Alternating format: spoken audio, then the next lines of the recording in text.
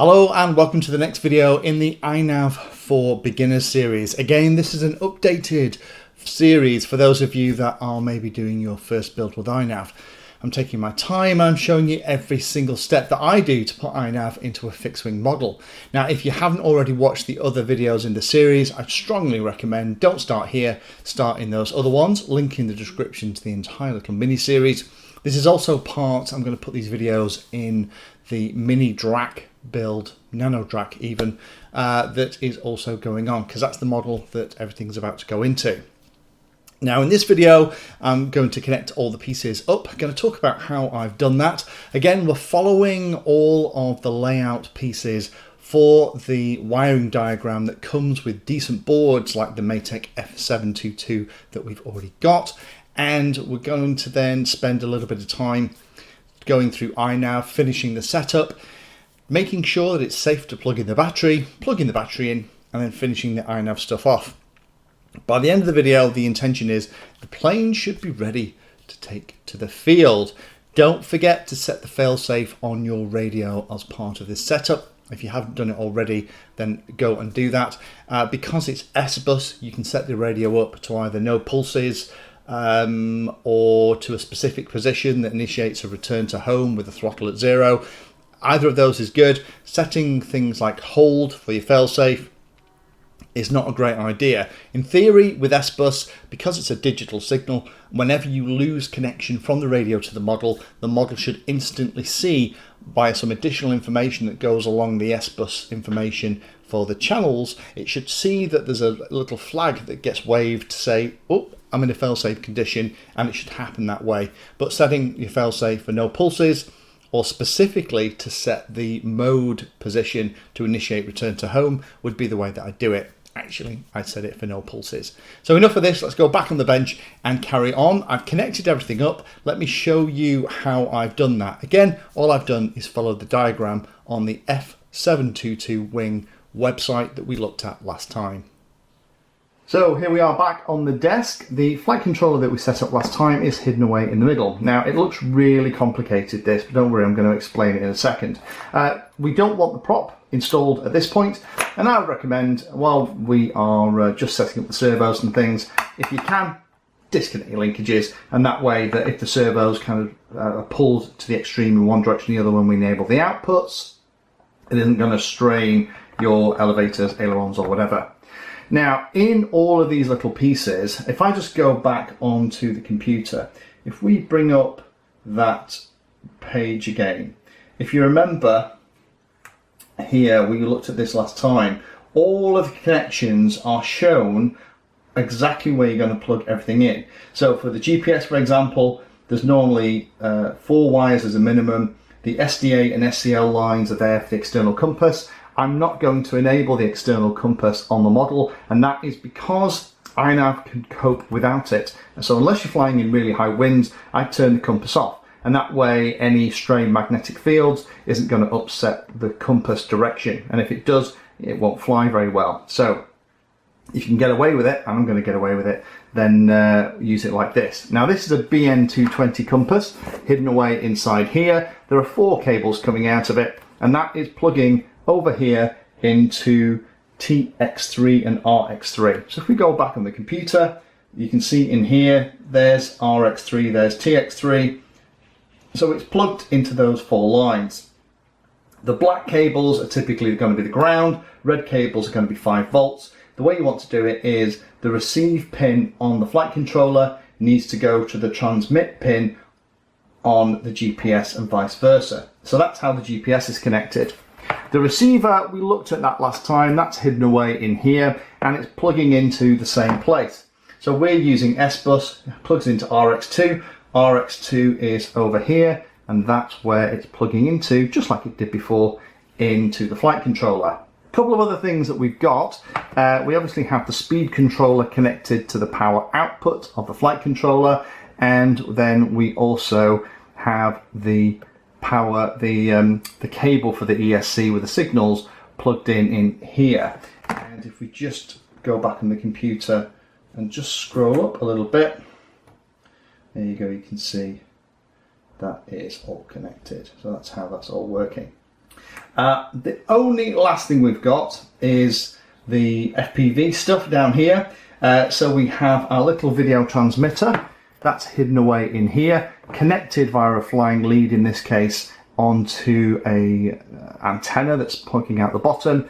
That is connecting in exactly the same way as in the manual. So here back on the computer, that's connecting into VTX, 9 volts and ground. You need to make sure this is going to support 9 volts because that's what it's going to put out. It does support 7 to 22 volts, so we're good. So that is plugging in to the bottom of the flight controller there. The extra wire that's coming out of it, which is the TX4 wire, which is going to be using Tramp, not Smart Audio. We'll change that in a second. TX4 is this one here, and that's the extra wire going on there. And then we have the camera coming out, going down to the bottom. So all I've done really is just follow all of the wiring diagrams in this particular thing and going through it piece by piece. Now, because we have done an awful lot of work on here, and if you want to see how this has all gone together in a little bit more detail, check out that NanoDrac build series, links below. But what we're going to do is we're going to do the commissioning stuff. Just to make sure that I haven't done anything horrible, what we're going to do is we're just going to test. We're not going to apply main power yet, but on my multimeter, I'm going to select the resistance setting.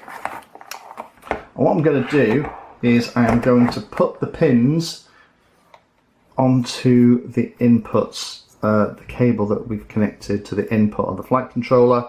And what we're looking for is it starting really low like that, and then coming up very, very quickly. And that's as all the capacitors charge. Now that's what it should look like. If it doesn't do that, stop and check your wiring. I would recommend at this point going through and double checking that all the black wires go to the negative, the red wires go to the positive voltage terminal, whatever that is, and things like your signal cables are going in the right direction.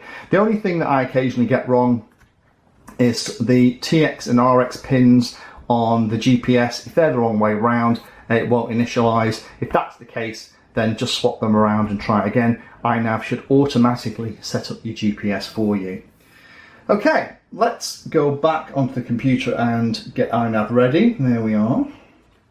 And let's plug this back in. Again, double checking everything is okay. No prop, everything's disconnected. The servos and the motor won't run yet because we haven't enabled the outputs. Not applying main power. We're just going to go through and change the last couple of things, and also this is a way to double check that nothing is unhappy. So plugged it in. Ooh, hang on. So receiver is working. Let's turn the radio on. Welcome to OpenTX. That should hopefully go green in a Normal moment. mode disarmed. There we go. So receiver is set. And we've got lights on the GPS. Now, normally with flight controllers, you need the main power connected for it to power the GPS, but this is doing it all from the USB. So let's go on the computer, click connect. Wow, it has. Okay, GPS is blue. So we've definitely done that bit right. Fantastic. Now, in the ports, we need to change that to Tramp, which is the other protocol for controlling the video transmitter. That just happens to be the one that I'm using. I can't see any lights on the video transmitter. That's good, we don't want that powered yet. And then the only other things, if I go back onto here, we need to make sure the current sensor is set for 250. So in the power bit, find where that is. Oh, this looks good. So in the scaling, there we go, that needs to be 250. Save and reboot. Let's double check that was what it was supposed to be, wasn't it? 250. Yeah. Cool. Okay. So hopefully now this looks like the ports tab. Now there's a couple of other little things that we could potentially do in here. These are digital servos. Now an analog servo, you would run it at 50 Hertz, which is the standard refresh rate. We can go a little bit higher with these being digital servos. I'm just going to pop it onto 100, And what I'm going to do is I'm going to enable the motor and servo outputs. Now, this isn't going to do anything yet until we do the main power. But let's say, save. Okay, double check the receiver is all working okay.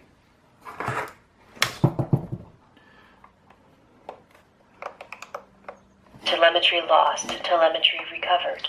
That all looks really good. So what we'll do then, just make sure that the output, we did save that, didn't, so it's on. Okay. So we're going to disconnect. We're going to pull the USB cable out of the computer for the moment. Telemetry lost. And we're going to plug it in for the very first turn. Now this is quite a big deal. This is always a slightly nervous moment for me. And what I'm going to do, I'm actually going to turn the model round. The reason for that is it'll make it clearer when I do the setup pieces. Right, okay. Now we could use something like a smoke stopper. This is the Vifly one. If you've done all the settings and you're reasonably confident, I'd go for it. The problem with these is that when you plug it in, it kind of protects you initially, but then you kind of have a disaster.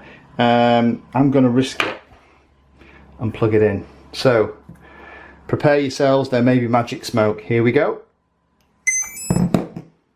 Telemetry recovered.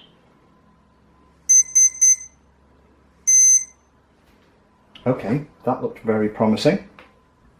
Now we want this model to be level with the nose slightly up. So what I'm going to do is let me find something to stick under the nose.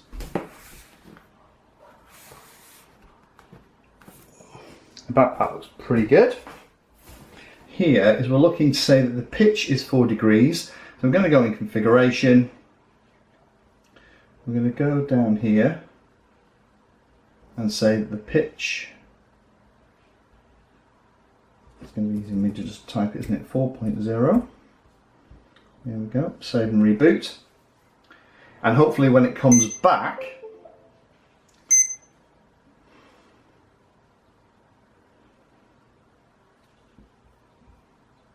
we now go into setup,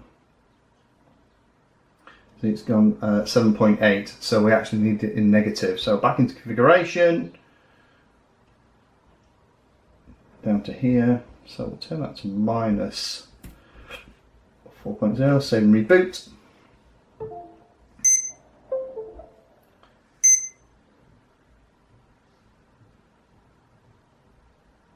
And now if we go into setup, there we go. It's slightly nose up. Let me take out the little spacer that I had. Post-it notes, what I tend to use. Okay, so we are looking pretty good. So if we move the radio controls, now the outputs are turned on. Telemetry lost. Oops. Telemetry recovered. We should see telemetry lost. The servos are moving, which is great. Now, one of these is probably going to be backwards, and that's absolutely fine. But the one that we're interested in, that might be backwards, if I pull the elevator down, then we can see that that one is backwards. So there's a couple of things we can do now to test all the outputs. I'd also recommend turn on your goggles, check that you have an image. There we go, we have an image. We can see everything is kind of working. So that is good. We've got the overlay and all that stuff going, so excellent.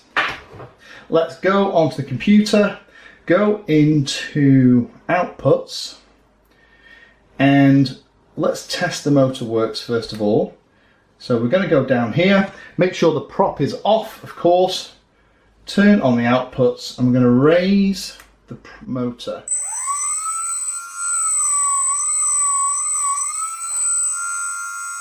Now that's turning backwards, it's rotating the wrong way for the prop, and also it's not coming on until I get quite high, so we'd have to go through the ESC calibration. I'll put the link below for how you do that, turn that off. Now, the other thing that is seems to be the wrong way around is one of these servos is backwards. Now we've installed the servos as per the diagram at the very front of the flight controller. Now in theory that one should be connected to output 3. So if we reverse servo 3, which is actually coming out output 1, which is where we're going to plugged in, click save. If I now pull the control down on the radio, Telemetry lost. Telemetry recovered. both of those servos should rise. Lost. Telemetry recovered. What this now means, of course, is that we need to get these to the middle position, enable live mode, and then what we're going to do is we are going to use the middle position, and we're just going to change it. And what we're doing is we're looking for the servo to be at 90 degrees. And we're going to do that for each of them to get them as close as we possibly can. Normally you have to do this, and then once we've got that set and the servo's at 90 degrees, we can connect up the servo horns. So join me in a moment when I've got all that connected, and we'll carry on for the next bit. So with the outputs all set and the linkages done, then we can test the radio, everything's moving okay in manual mode, and it is. Now I've got way too much movement here, so I am probably going to change the linkages on the physical links before I do anything else. Now on the computer we could actually reduce the minimum and maximum travel or reduce the rates to sort that out, but I prefer whenever I can to try and do it with the linkages to preserve the granularity of the movement of the servo. Now we are very close to being sorted. At the moment I'm in manual mode, so if I move the model nothing happens. I'm going to flick the switch on the radio, that will put me into angle. Horizon mode. And now what I'm going to do is rock the model side to side to see if the control surfaces moves to correct the uncommanded movement. So as I move the nose down, both control surfaces should move up, which they do. As I rock it, the control surface on the rising wing should move to correct it, and it does as well. Now we are in a really great place. Last couple of things I'd do, make sure you can get a GPS lock, probably go back into the on-screen display and have a bit of a tweak around. Make sure that you have manual mode and that you have angle mode and probably loiter set as your 3 modes, and that everything's all happy, and we're kind of ready to go to the field at this point. So there we are, it's all together. We are ready to take it to the field. So join me in the next video. I'd stay with the Nano Drac build series where I do the maiden. We're going to start off and fly in the manual mode, potentially. We might try it and stabilize, but the manual mode is there for me to go into if something horrible has happened and I haven't set this up properly, although I think I have. And then there's angle mode to check whether or not it's flying straight and level. And then finally, we have something like the GPS loiter to check that the GPS hold is working. But we'll deal with that next time. Thank you for watching my video and watching right to the very end. If you want to find out what I'm currently working on, you can follow me on social media by searching for Painless360 in the usual places. If you'd like to become part of the inner circle, then you can become a Patreon. Details are in the description and you get lots of additional benefits. Check out the playlist section on the channel too. I organise all of my videos into playlists, and it's called something like Introduction to or for Beginners. All of the content is aimed so that you can start at the very beginning, and it teaches you that subject, starting with simple principles and moving up to teach you everything you need to know.